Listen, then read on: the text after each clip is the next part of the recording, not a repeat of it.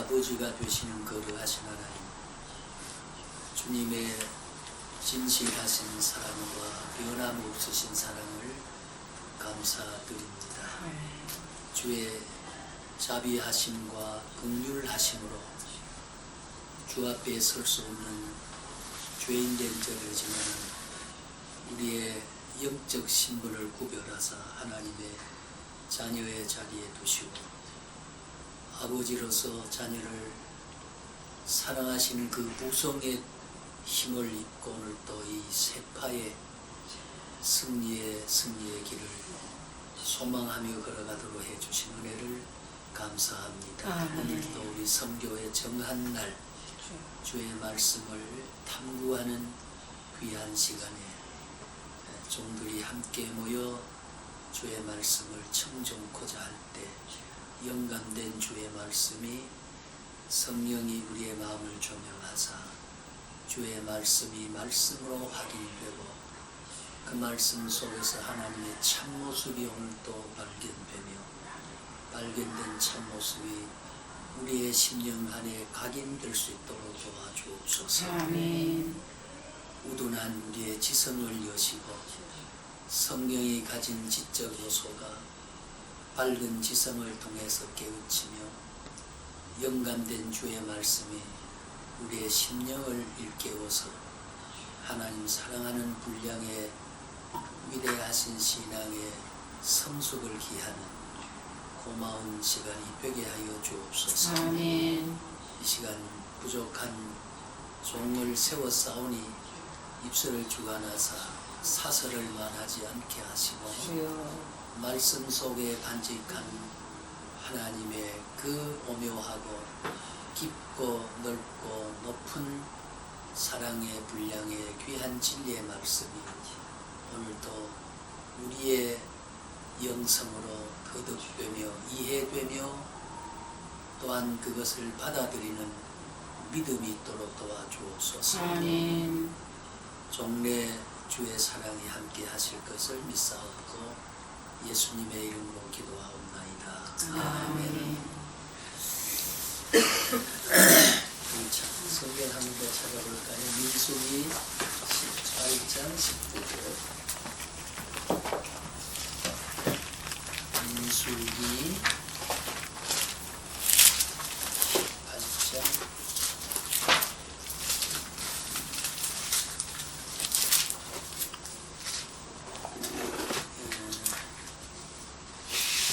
같은 성경이라면 227년이에요.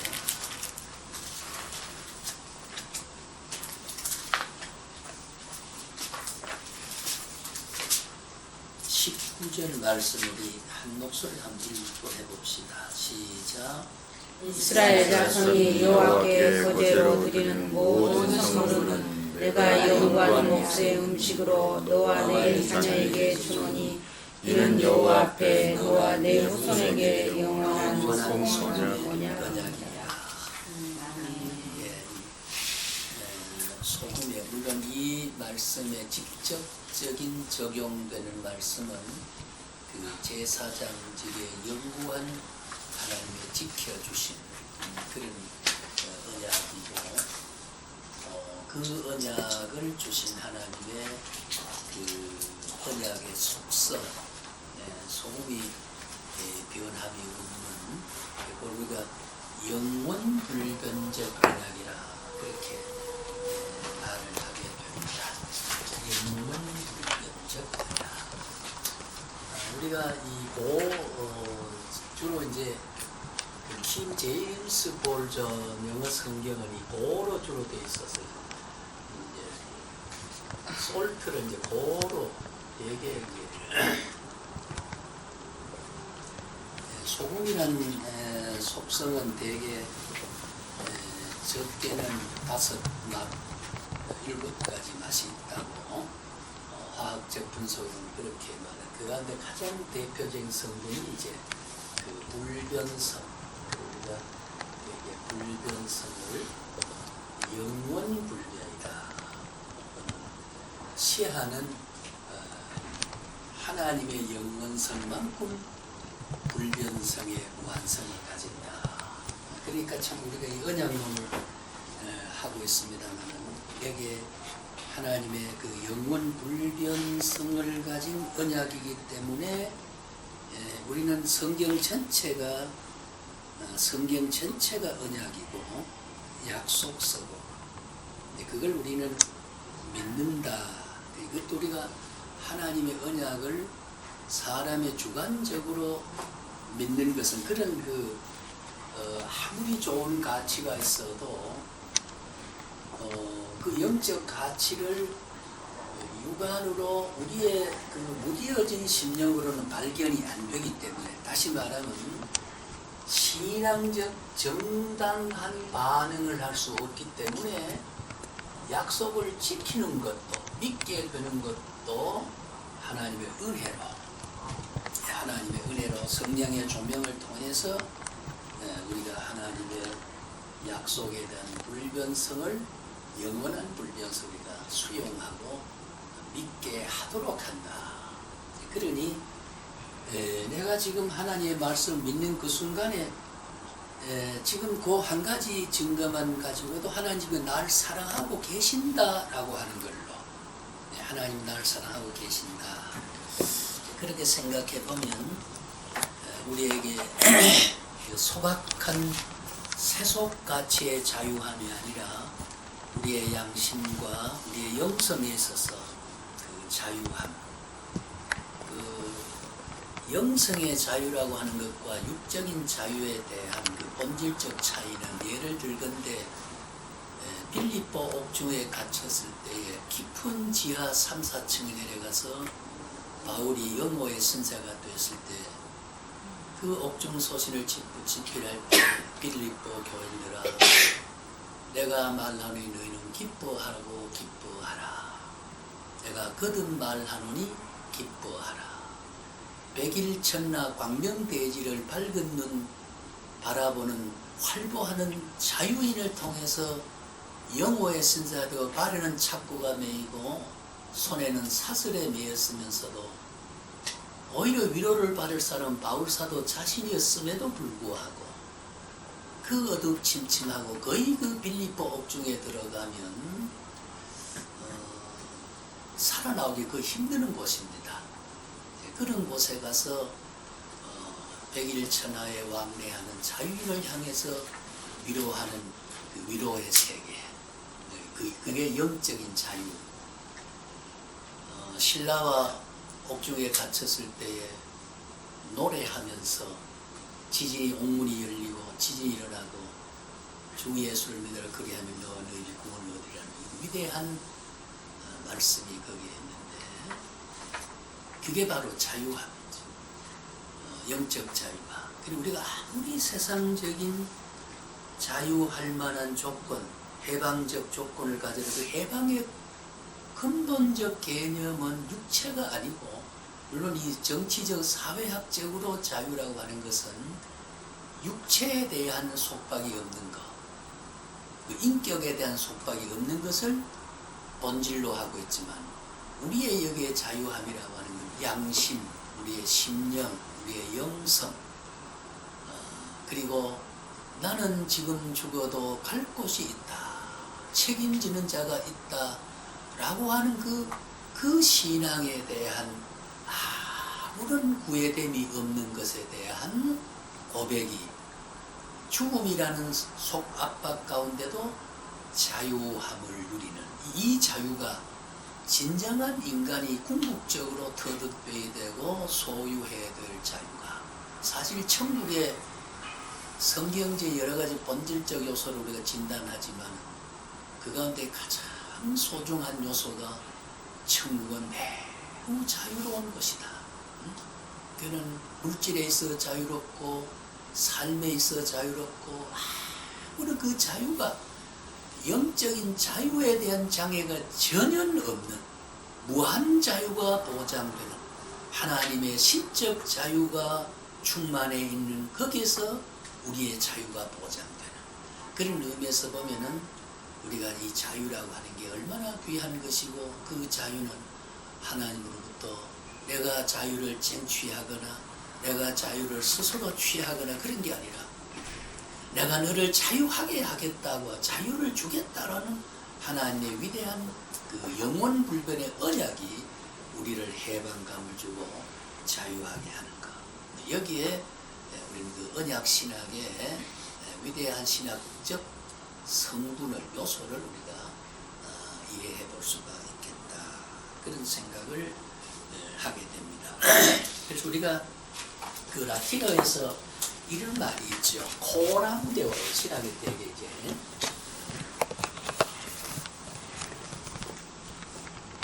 코람데오. 이 코람데오라는 말은 우리가 잘 아시는 대로 다른 말로 바꾼 In face of God.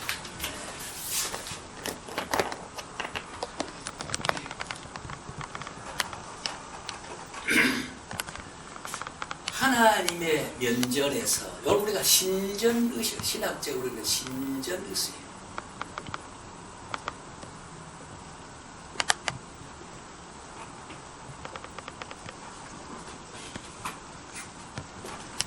하나님의 눈앞에, 하나님 앞에서 나는 언제나 하나님 앞에 있다는 게 코람데오, 참 신전의식이 항상 나는 눈동자와 같이 지켜주시는 하나님의 위대한, 너희를 낳은 너희 어미는 너를 잊어버릴지라도 나는 너를 잊어버리지 않고 손바닥에 너 이름을 새겨서 밤의 해와 밤의 달과 낮의 해가 너를 상치 않게 머리털 같은 것, 그런 세심한 관찰로 우리를 보호하겠다.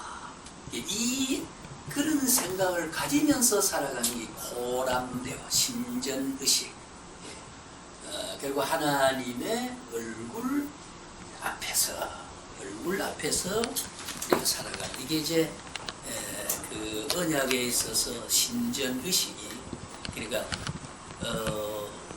내게 무엇을 지금 보장하고 있다라고 하는 것이, 그것을 자꾸 일깨워졌을 때, 그 어떤 영성으로 깨달아졌을 때 우리가 자유가 오고 기쁨이 오고 신앙에 대한 어떤 보람 같은 거. 그래서 이 언약신앙은 하나님 자신이 예정을 실천하시는 위대한, 그것도 하나님 말씀으로만 말씀하시지 않고 하나님 스스로가 육을 입고 이 땅에 오셔서 죽어주시고 부활하시고 승천하시고, 이 모든 샘플이, 그런 어떤 주님이 걸어가신 패턴이 우리의 패턴으로 재현이 될 것을 견본으로 보여주시는, 이것이 바로 언약의 실천이고 그리스도를 통해서 보증한다. 여기 이제 지난 시간 우리 구속 언약이라는 게 바로, 구속 언약의 가장 본질적 관계는 하나님과 예수님 사이에 맺어진 언약. 이 언약 속에서 우리는 은혜 언약이라는, 오늘 이제 이야기할 은혜 언약이 이제 거기서 나온다. 이렇게 말할 수가 있겠습니다. 그러면 우리가 아마 7페이지에 그 구속 언약에 잠깐 우리가 좀 살필 게 있지요. 오늘 지난번에 말씀드린 대로 언약문을 다 떼고 다음 시간에는 은혜에 대한 우리가 은혜라고 하는 것이 사랑과 자비와 용서와 긍휼과 은혜 가운데 어느 것이 더 근원적이고 상위적인 가치가 있느냐 하는, 잘 아시는 바대로 사랑은 하나님의 속성입니다.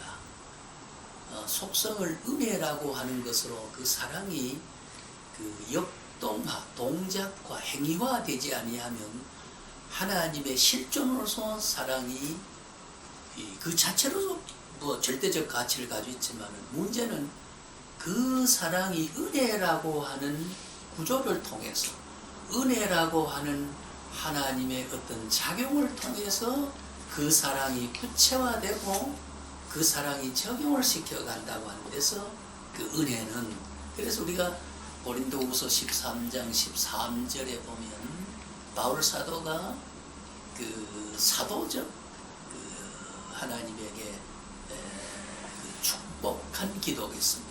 이렇게 보면 지금은 예수 그리스도의 은혜와 하나님의 사랑하심과 성령의 교통하심, 여기 보면 은혜가 먼저입니다. 그리스도에 대한 은혜를, 그리스도를 통해서 은혜가 분출되지 아니하면 하나님의 위대한 속성으로 이루어진 하나님의 사랑이 은혜라고 하는 레를 타고 은혜라고 하는 통로를 통해서 그 사랑이 공급되지 아니하면 안 되는, 그러니까 모든 것은 그리스도를 통로로 해서 그리스도가 하나님과 우리 사이에 보증을 하신 그 통로를 통해서만 하나님의 사랑이 구체화되기 때문에, 그리고 그것을 그리스도가 보증을 하셔서 영원한 보증을 하셔서 그 보증이 하나님은 하나님이 세우신 언약 자체를 부정하지 못하는, 그것이 왜 부정하지 못하나, 하나님의 의지는 변경할 수 있습니다. 예를 들어서 에덴 동산의 선악과를 통해서 행위 언약을 맺었던 그것은 속성이라기보다는 하나님의 의지적인 약속이죠. 그 의지는 변하기 때문에 하나님은 달리 하실 수 있기 때문에 결국은 오늘 남산에 과일을 거저놓고 서울시민아 이걸 따먹으면 살고 이걸 따먹으면 죽는다, 그 계약을 안 세우잖아요. 그러나 속성이라는 것은, 속성으로 되어진 것은 하나님 자신이 자신의 속성을 부정할, 자기 본질을, 자기 존재를 부정할 만한 또 다른 존재가 하나님 존재하지 않는다. 이게 바로 솔트 커버넌트입니다.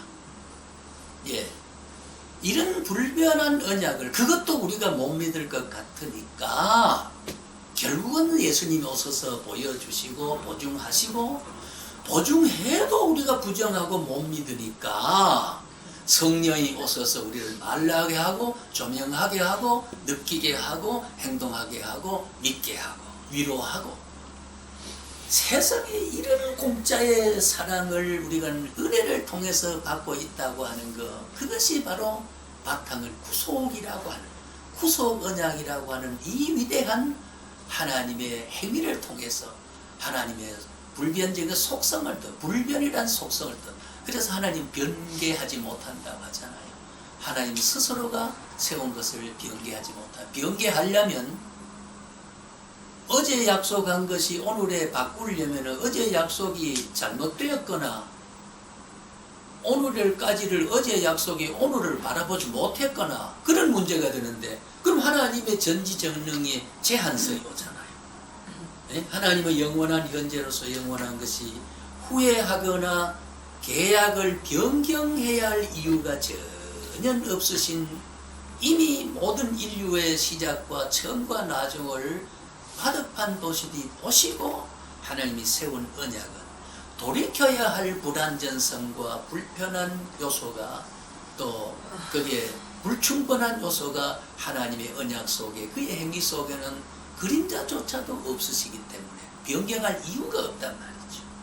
우리가 여기 우리 참 7살에 모였습니다만, 우리가 30년 전, 이제 이리가 40년 일이나 앞으로 40년 후에 될 일도 하나님은 다 미리 아시고 우리를 했기 때문에 우리의 아득한 미래가, 아스라이 사라진 과거도 하나님이 현재성에서 다 바라보고 찜했기 때문에, 찜이란 말은 오늘 신학적 용어는 아니고 춤 찍었기 때문에 그 춤은 영원히 마르치지 않으시는 것이, 이것이 우리가 구속계약에서 오는 은혜계약이고, 구속계약과 은혜계약은 영원히 변하지 않는, 그러니까 따지고 보면, 그래 알미니안 주의에서 팔짱을 끼고 잠만 자도 구원받는 게 아니냐, 얼마나 나태와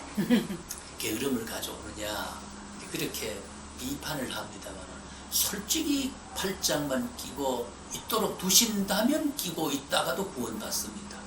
문제는 팔짱만 끼고 있을 수 있는 하나님은 선택만 하시고 결정만 하시고 결정함을 받은 은혜 받은 우리가 받은 걸로만 있는 게 아니라 받았다는 자기의식과 자기 감각이 아까 코람데오 하나님 앞에 나는 사랑을 받았다 라고 하는 것 때문에 팔짱 끼고 있지 못하는 가장 자유로운 충만성에서 신앙적 반응을 하게 되고 사랑을 나누어주게 되고 충성을 하게 되는 거지요. 예, 이 이체적인 복음이 우리가 이 언약 사상 속에서 있다는 것을 우리가 참 생각을 해보면 뭐 심지어 팔짱만 끼고 있어도 구원 받습니다. 극단적으로 표현하면 팔짱 안 꼈기 때문에 구원받는 조건이 성경에 없습니다. 팔짱만 끼면 잠만 자면 너는 지옥 간다 그런 말씀 없습니다. 예, 팔짱 끼고 안 끼고 관계 우리의 헌신과 충성과 구원과는 관계가 없는 거예요. 구원받은 사람이 구원한 자를 향해서 그냥 있을 수 없어서 우리가 영적인 반응을 할 수 있게 되고 열정을 쏟아서 그 은혜를 표현을 하고 반응하는 가운데 내가 은혜 받았다 라고 하는 그래서 영광을 돌리는 이 반향적 작용을 통해서 우리가 내가 은혜 받은 사람이라는 것을 스스로 내가 반응을 통해서 감각해서 감사가 나오고 즐거움이 나오고 누림이 나온다고 하는 거지.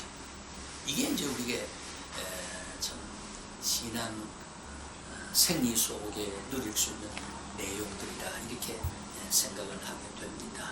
그러면 오늘 조금 우리 본문 제가 지난번에 그 주제에 대한 것을 읽지는 않았지만 거기 있는 데 압축해서 이야기를 하고 하는 건데 주목해 보시면 거기 있는 이야기를 제가 하고 있습니다. 그래서 이 구속 언약은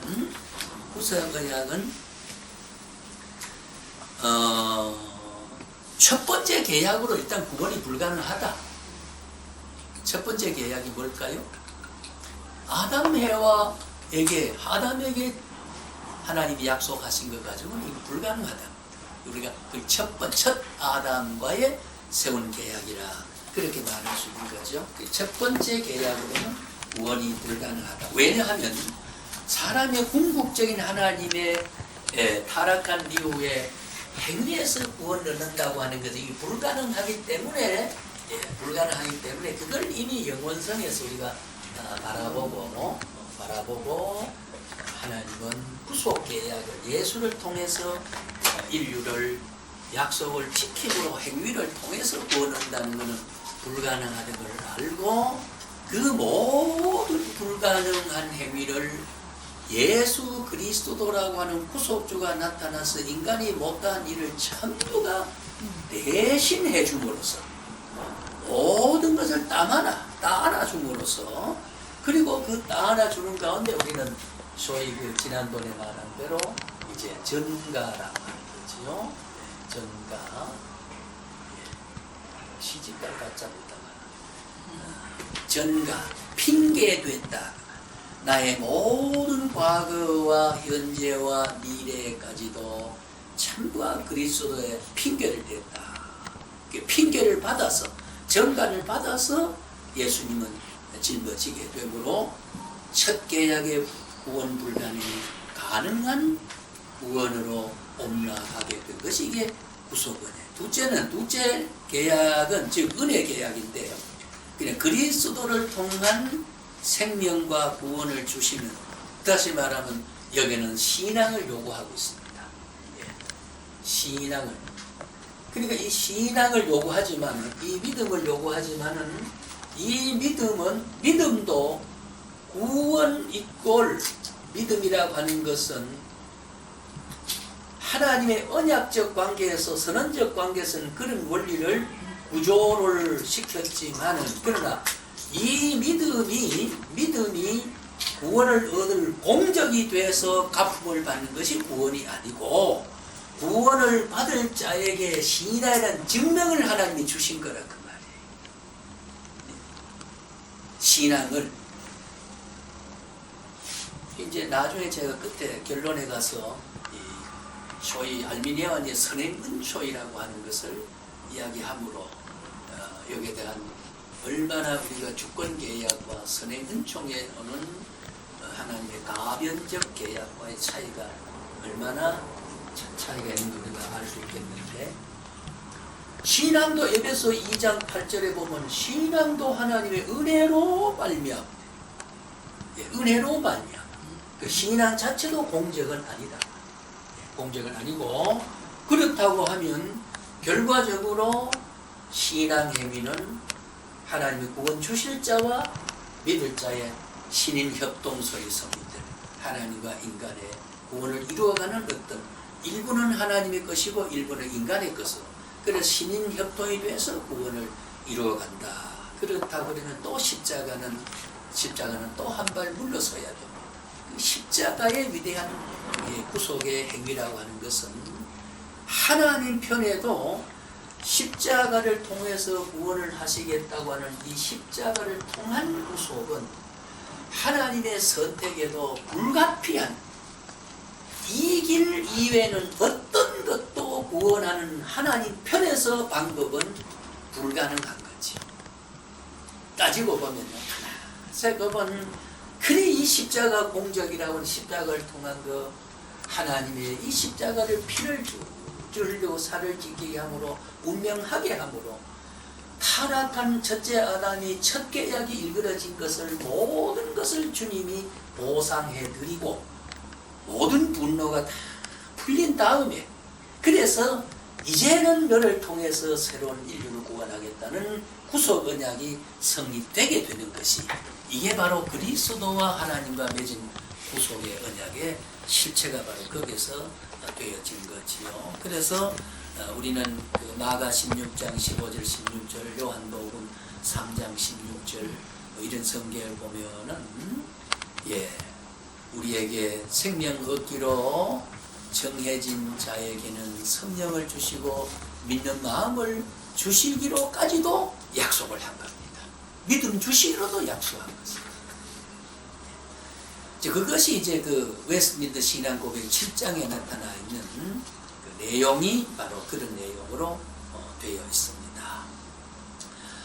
특별히 요한복음 3장 16절에 보면은 이제 진보주의적 성향은 이제 만인 구원설과 또 우리가 유명한 그 독일의 현대 신학자 칼 발트의 그런 신정 통론에서 우리가 보면은, 이거 신학자 말입니다만 잘 신학에 다 배운 말인데, 그 이중계시라는 말도 여기 있고, 또 하나님이 세상을 이처럼 사랑하사 독생자를 주, 여기 독생자라는 말은 지서스 크라이스트가 원그겁니다.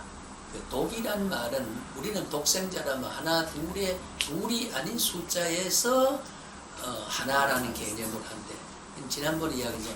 이건 첫째 이 완이 아니고 only, only one, D1이죠. D1. 정관사가 완이지만은 둘이 될 수 없는, 오직 유일한 독특하다라고 하는 그런 의미인데, 그 태어나면서 잉태하면서부터 살아가면서 부활하면서 그렇고 신이 육이 됐다는 게 이건 독특한 역사의 그런 의미에서 독생입니다. 독생이라고 하는 게 하나라는 의미가 아니고 유일한 의미에서 독이라고 하는 거지요. 자, 이것이 바로 대개 모든 사람이 다 구원을 얻는다는 만인 구원설, 보편 구원설을 요한복음 3장 16절을 그렇게 우리가 해석을 하게 됩니다. 만인 구원설을 한다 그러면은 우리가 중보 사역이 있어서 그리스도와 하나님 사이에서 독특한 그리스도의 사역이 없어도 만인 구원을 해버리면 되니까 피를 흘릴 필요가 없잖아요. 우리의 잠재의식 속에 어떤 영을 보내서 믿느냐 안 믿느냐 조명을 해가지고 반응을 읽어내서 지옥 가고 구원받을 자 정하면 되니까요. 그러니까 이 독생자라고 하는 거, 이 예수 그리스도라고 하는 이것은 매우 우리가 구속 언약이 있어서 소중한 우리의 구원의 표상이요 위대한 주님이라고 하는 걸 우리가 알 수 있게 되는 거죠. 그런데 이 구속 언약의 필요성은 모든 언약의 토대가 되기 위해서입니다. 두 번째, 토대가 되기 위해서. 구속 언약과 은혜 언약의 밀접한 관계에 있어서 사실 이것은 하나인 겁니다. 우리 그렇게 논리적으로 보면 구속 언약에서 분출된 은혜 언약인데 결국은 이 동시적으로 사실 하나의 관계로 이해해 줘야 된다. 그러니까 결국 이 구속 언약이 은혜 언약의 토대가 됩니다. 그게 근거가 되고 그게 주초가 되고 그 위에서 은혜 언약이라 은혜가 발생하는 거죠.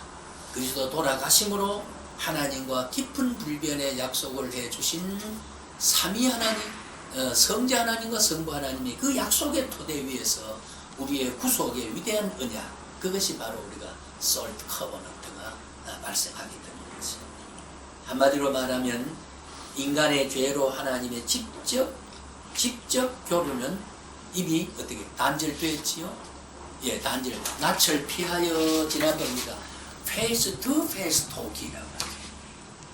얼굴과 투 페이스, 하나님의 얼굴을 대해서 우리가 토기를 하는데 얼굴이 단절됐으니까 하나님과 끊어진 거죠. 예, 끊어진 겁니다. 끊어짐으로 그 끊어진 역사가 우리가 요한복음 8장 44절, 제 기억은 요한복음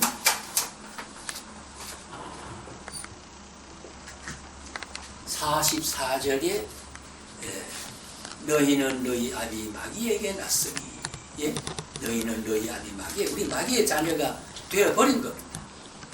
예, 마귀의 자녀가 됐습니다. 자, 이 말은 우리가 말할 수 없는 또 그 신학 교리이기 때문에, 그래서 이 직접 교류와 마귀의 자녀가 하나님의 의와 죄인의 후손이 된 우리가 직접 교류는 불가능, 단절되고 안 되는 거죠. 그러니까 새로운 언약이 요구됐던 겁니다. 지적 언약이 불가해서 예수 그리스도를 통해서, 왜? 지적 언약은 뭐죠? 단절됐기 때문에 처음에는 하나님과 창조한 이고 하나님과 이 언약을 서로 맺게 됐지요. 맺게 됐. 지금 창조된 인간이 타락을 했기 때문에 죄인과 하나님의 의와 직접 계약을 맺을 수 있는, 완전히 교류가 끊어졌기 때문에 버림받았고 마귀의 자녀가 됐기 때문에 그 마귀의 자녀하고 하나님의 교토이라는 걸 불가능하니까, 그러니까 바로 구속 은혜라고 하는, 구속 계약이라는 게 예수를 보내서 이것을 속량해, 타락한 사람 속량해 내자면 하나님과 예수님을 통해서 구속 언약을 통해 가지고 이 직접 언약이 불가한 것을 예수를 통해서 가능케 했다 그 말이에요. 이 언약이 가능하게 했다. 그러니까 예수 믿는 것은 받은 증거도 많고 주 예수보다 더 귀한 것 없고, 이런 위대한 예수가 오늘 우리의 예수고, 이 예수가 오늘 우리의 구주가 되고 있다. 그러니까 구속 언약이 필요했던 거죠. 하나님과 예수님이 당사자가 되어서 맺은 것이 이게 구속 언약이었다.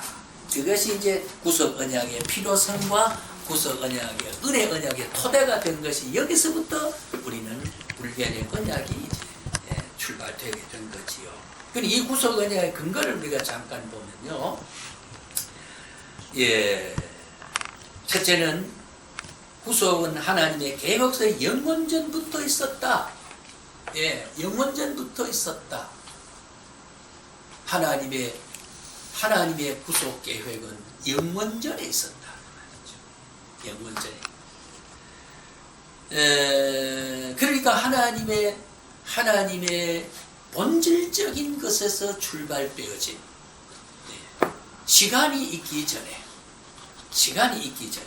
그것이 에베소 1장과 3장과 데살로니가후서 13절 우리가 읽는 건 생략을 해보고, 그 다음 두 번째는 이러한 근거는 언약의 성격을 지녔는데, 요한복음 5장 30절과 17장 4절에서 6절까지 보게 되면 이 구원 계획의 언약의 성격을 잘 표현해주고 있습니다. 어떤 계약의 성격을 가졌느냐 하는 것. 그 다음 세 번째는 그 다음 페이지에 메시아 예언 가운데는 언약의 요소들인 당사들, 시편 2장, 그 다음에 그 조건은 40장, 약속은 요한 17장, 여기에다 들어있습니다. 그러니까 우리가 이 복음주의, 성경주의 정통신학은 인간의 그 관념으로 논리화시킨 신학이 아니고 언제나 성경에서 말한 성경의 본문적 근거. 내가 늘 본문이란 말을 많이 씁니다만 본문은 성경을 보면 앞에 서문과 뒤에 발문이 있습니다. 그렇죠? 그러니까 서문 빼고 뒤에 발문 빼고 그러니까 본문 성경 창세기 1장 1절부터 목소리 22절 마지막 절까지 요게 이제 본문이라. 그래서 어떤 사람은 그냥 본문이라만 써도 돼. 원래는 반드시 성경 본문이라고 해야 된다. 그렇게 그러니까 그 뒤에 본 찬송가도 본문이 아니고 성시교동문도 어떨까요? 본문이 아니죠. 그렇죠? 예, 본문을 응용된 구설로 했기 때문에. 그래서 이 본문 하는 것은 순수한 귀절을 말한 것이다. 다는 말을 짚고 넘어갑니다. 자, 그래서 우리가 이러한 하나님의 그리스도와 당사자가 되어서 한 것은 이렇게 이제 그 과정을 이루어가고 있다. 그러면 아까 말씀드렸지만은 네 번째 구속 언약의 당사자는 바로 누굴까요? 예수, 메시아지요. 메시아란 말은 히브리어로는 메시아고 헬라어는 그리스도지, 그리스도. 영어로 우리 크라이스트란 말이 다 제사장이다, 기름 부었다 하는. 그리고 우리가 예수 그리스도 그러면은 인성이시면서 신성이다. 그리고 그리스도는 메시아성이니까 신성이고, 예수는 저희 백성을 저희 죄에서 구원할 자라 하는 육체적인 이름이죠. 인격적 이름이고 신성적 이름. 그러니까 인성과 신성을 말할 때는 어느 걸 먼저 일컬을 할 때는 예수 그리스도 하면 인성을 먼저 하고, 그리스도 예수께서 그러면 신성을 먼저 일컬은 것이 되니까 논리적으로 표현할 때에 그 차이가 있다는 거. 메시아인데 그는 성자는 영원전에 예정된 하나님의 백성을 대표했다. 여기 우리가 대표 개념, 이게 바로 메시테스란 말. 우리가 장로님 대표기도 하겠습니다 하는 말은 죄인을 대표 못한다. 예, 그렇게 우리가 말하는 게, 저는 오매불망 주장하는 게, 우리가 죄인은 죄인 대표 자격이 없다. 대표란 말은 의인이 죄인 대표할 수 있고 진실이 거짓을 대표할 수 있으되, 거짓이 거실을 우리가 속담에 뭐 묻은 개가 개 묻은 개 나부린다는 말이 있는데 그건 안 된다. 그래서 우리가 아담의 범죄 후에 은혜 언약, 창세기 3장 15절에 그 은혜 언약이 이미 되어 있지요. 또 아브라함의 족장들, 지난번에 족장을 제가 10사람을 여러분 메모하라 했을 겁니다만, 그것을 승계를 하고 장차 족장들에게 아담에서 약속한 것이 아브라함 이후의 족장들에게 승계를 시키고 장차 다윗의 자손으로 오실 예수 안에서 성취를 하게 된 거죠. 그것을 다윗의 자손 잘 아시면은 예로 베들레헴에서 흉년이 들어가지고 저 모압 땅에 나오미 이 부부가 아비 엘리멜렉하고 가가지고 그게 기련과 마련 죽어버리고 오르바와 룻을 얻어가지고 거기서 다 삼가부가 돼서 다시 베들레헴에 돌아와서 보아스의 토지에 룻이 가서 이삭을 죽도록 하고, 보아스는 이삭을 자꾸 흘려놓고 그래서 생계를 돕고 그분하고 결혼을 해요. 그 보아스와 룻 사이에서 혈통이 태어나가지고 그 다음에 거기서 다윗이 나고 다윗 혈통 가운데 예수가 태어났다 그 말이에요. 이 말은 적통으로 보면은 아주 우리가 보면 적통이라는 말을 하는데, 우리 요즘은 적통이 다 무너집니다. 이렇게 국제가 이 다문화 가족이 이루어지는데 언제 이제 적통이 이루어집니까? 이게 이제 성경적으로 이제 이루어지고 있는 거지요. 예수님 자신도 좀 이렇게 말하면 안 되지만은 혼혈적 관계가 있다고.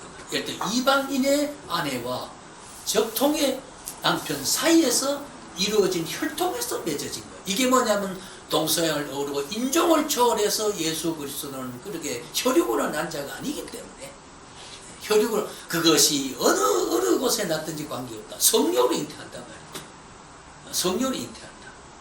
이런 우리가 관계에서 그리스도의 순수 신성적 혈통을 우리가 보게 되는 건데, 그래서 이런 예수 안에 성취되고 이런 의미에서 하나님의 그 신구약은 본질에 있어서 어떻게 될까요?